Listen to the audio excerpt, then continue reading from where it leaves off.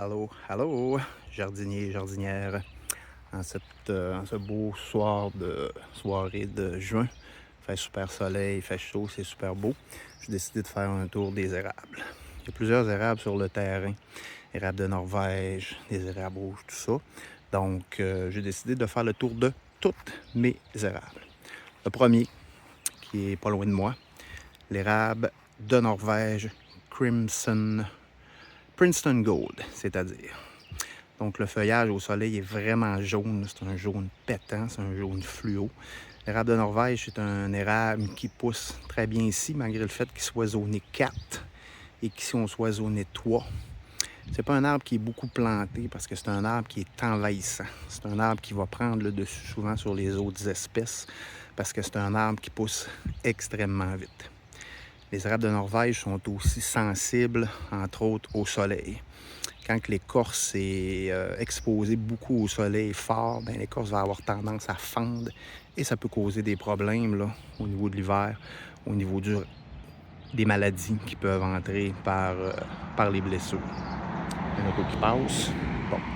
L'érable de Norvège aussi, la différence, c'est que la sève, contrairement à l'érable à sucre, ça va être une sève beaucoup plus laiteuse. Donc, il n'y a pas possibilité de faire de sirop d'érable avec ça. Puis la feuille est particulière, c'est qu'elle va être plus arrondie.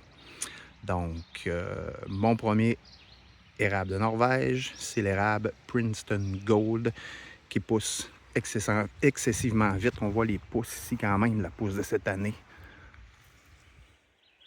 Ce qui est jaune vraiment clair. Ça a quasiment un pied de pouce, puis il n'est pas tout à fait fini de pousser. Donc, on peut penser à un pied et demi de pouce. Autre érable aussi intéressant, encore plus envahissant. Le Princeton Gold peut monter à peu près à 12 mètres. On a l'érable de Norvège, le Royal Red. Même la caméra de la misère à le pogner tellement ce qui est gros. C'est un arbre qui a environ 13-14 ans, puis il est déjà une trentaine de pieds. Donc c'est un érable qui est encore plus envahissant que l'autre. Il va pousser super vite. Particularité, c'est que la feuille est rouge, pourpre en fait. Super belle couleur, ça fait un beau contraste avec les autres arbres qui sont plus verts. Donc l'érable de Norvège, Royal Red. Juste à côté, érable indigène au Québec, l'érable à sucre. Donc, érable qui nous donne le fameux sirop d'érable. Donc, on le voit ici. Il pousse quand même assez rapidement. Le Princeton Gold peut monter à 15 mètres environ de hauteur. L'érable à sucre, on parle d'environ 18 mètres. Je me recule. Très belle espèce. On va continuer quand même rapidement vers un autre érable indigène. Le bois de l'érable aussi est considéré comme noble au Québec. Donc, c'est un bois noble parce que c'est un bois dur avec lequel on se sert en ébénisterie, faire des planchers, faire des meubles assez solides. L'érable de Norvège n'est pas considéré comme un bois noble parce que son bois est différent, plus poreux, moins solide. Donc, dans ce coin-là, on le voit un petit peu moins là, parce qu'il est squeezé, mais on a l'érable rouge. Donc, érable rouge. Très beau spécimen aussi, qui pousse quand même rapidement. C'est un arbre qui m'a donné beaucoup de difficultés parce qu'il était malade. J'ai été obligé de lui donner beaucoup de soins. Il est beau depuis quelques années. Donc, pourquoi érable rouge? Parce qu'à l'automne, il y a une superbe couleur rouge. Les feuilles deviennent rouges. C'est très beau, entre autres. Donc, maintenant, le plus grand des érables, le plus connu, c'est l'érable argenté.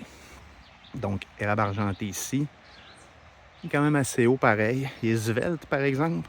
Le tronc pousse un petit peu moins vite que les feuilles, mais bon. Érable argenté.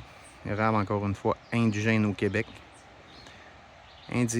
Érable qu'on ne plantera pas partout. Parce qu'il y a des racines hyper envahissantes.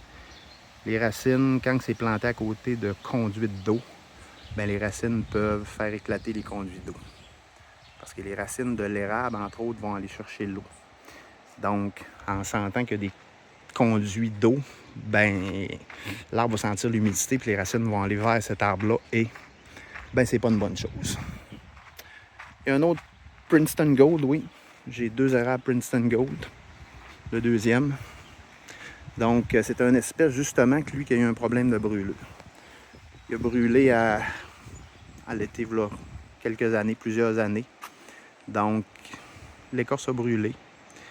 Il s'est fait une petite ouverture. L'ouverture a fait ce que vous voyez sur le tronc. Donc, ce qui fait que la brûlure s'est propagée avec les années. L'eau a rentré, la gelée a rentré. C'est pour ça qu'il va avoir cette forme-là. Mais, je ne suis pas quelqu'un qui coupe les arbres facilement, donc c'est un arbre que je prends soin depuis plusieurs années, que je tords et que j'attache, que je couvre durant l'hiver pour lui donner une chance. Donc, il va peut-être s'en sortir. Donc, c'est un autre Princeton Gold. On va vers des plus petits érables. L'érable de Lamure. Un petit érable. Oui, j'ai oublié. L'érable argenté, on parle d'environ 35-40 mètres à maturité. Donc, quand même assez gros. L'érable rouge, 21-22 mètres. L'érable de Lamure. Petit érable. Donc, petit érable, encore une fois, indigène au Québec, qui va venir à peu près à 7-8 mètres. C'est un arbre qui va venir plus large que haut. Arbre qui pousse quand même assez rapidement. Donc, beau spécimen aussi. Et le dernier érable, celui-là ici, je pense que je vais aller jusqu'en avant du soleil. C'est un autre érable de Lamure, mais c'est le Hot Wings. Donc, le Hot Wings, bientôt en fleurs. Et à l'automne, il va produire des samars. Les samars, c'est les petits hélicoptères qui vont se détacher et virevolter avec le vent. Et la particularité, c'est que les samars sont rouges sang. Donc, ça donne un effet hyper beau à la fin de l'été. C'était le tour des érables. Donc, n'hésitez pas, il y a une chaîne YouTube aussi, si vous voulez voir les vidéos, elles sont sur la chaîne YouTube qui s'appelle Jardin L'Autre Monde. Bonne soirée.